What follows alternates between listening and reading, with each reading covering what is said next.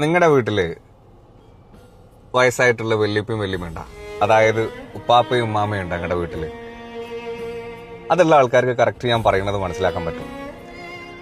ഉപ്പാപ്പയും ഉമ്മാമയും എന്ന് പറയുന്നത് ഈ കൊച്ചുമക്കളെ സംബന്ധിച്ചിടത്തോളം എന്താ പറയാ, അവരുള്ള കാലഘട്ടം അല്ലെങ്കിൽ അവരുള്ള വീട് എന്ന് പറഞ്ഞാല് അതൊരു സ്വർഗ്ഗമാണ്. സ്വർഗം എന്ന് പറഞ്ഞാല് സ്വർഗത്തിനേക്കാൾ അപ്പുറം എന്തെങ്കിലും ഉണ്ടോ എന്ന് ചോദിച്ചാല് അതിന്റെ അപ്പുറത്താണത്. ശരിക്കും നമ്മൾ ചെറുപ്പം മുതലേ നമ്മൾ കാണുന്ന, ഇനിയിപ്പോ ഉമ്മാന്റെ അടുത്തുനിന്ന് അടി കിട്ടിയാലും വാപ്പാന്റെ അടുത്തുനിന്ന് ചീത്ത കേട്ടാലും ആരടുത്തുനിന്ന്, ഇനിയിപ്പോ സ്വന്തം സഹോദരങ്ങളുടെ അടുത്തുനിന്ന് അടി കിട്ടിയാലും ആദ്യം നമ്മൾ ഓടിച്ചെല്ലുക ഈ ഉമ്മാമാന്റെ ഉപ്പാപ്പാന്റെ അടുത്തേക്കാരും. നിഷ്കളങ്കമായ സ്നേഹം, അതിന്റെ അപ്പുറത്തേക്ക് എനിക്ക് അതിന് പറയാൻ വാക്കുകളില്ല. ചെറുപ്പത്തിലേക്ക് ഒരുപാട് ഒരുപാട് ഒരുപാട് ഒരുപാട് സ്നേഹിച്ച് നമ്മള് ഇപ്പോഴും ചെറിയ മക്കളൊക്കെ, ഇപ്പോഴുള്ള ചെറിയ മക്കള് അവരുടെ വല്യപ്പാന്റെ വല്യമാന്റെ ഒക്കെ മുതുകത്ത് കയറുന്ന ഒരുപാട് മക്കളെ, പേരമക്കളുടെ പേരക്കുട്ടികളുടെ എല്ലാത്തിനും സപ്പോർട്ട് ചെയ്ത് നിൽക്കുന്ന ഒരു വിഭാഗമാണ്.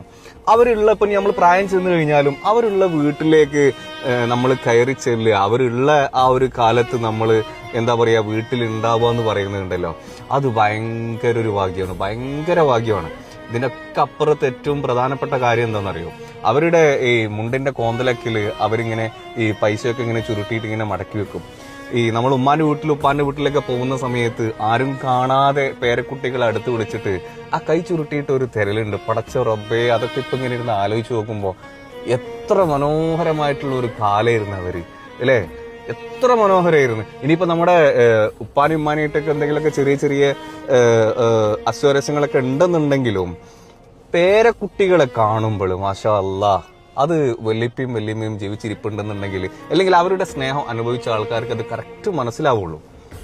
അതിന്റെ ഒക്കെ അപ്പുറത്ത് എന്താണെന്നറിയോ, ഇപ്പം ഇങ്ങനെ നമ്മൾ വേറെ നാട്ടിലൊക്കെ ജീവിക്കുന്ന സമയത്ത് നമ്മുടെ വീട്ടിലേക്ക് വിളിക്കുമ്പോൾ കുഞ്ഞു മക്കളെ പോലെ നിഷ്കളങ്കമായിട്ടുള്ള പരാതികൾ കേൾക്കാനും മാഷായുള്ള എന്തൊരു രസമാണത്.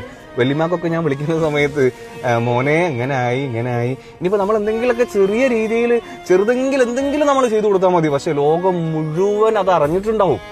എന്റെ കുട്ടി വാങ്ങി തന്നതാട്ടാ, എന്റെ കുട്ടി കൊടുത്തയച്ചാട്ടാ. മാഷാ അല്ലാ, നമ്മുടെ ഏറ്റവും വലിയ ഭാഗ്യം എന്താന്ന് വെച്ചാല് ഉപ്പാപ്പ ഉമ്മാമയും, അതായത് വല്യപ്പയും വല്യമ്മയും നമ്മുടെ എന്താ പറയാ അവരുടെ സ്നേഹം അനുഭവിക്കാൻ കിട്ടുക എന്ന് പറഞ്ഞത് അത് വലിയൊരു ഭാഗ്യമാണ്.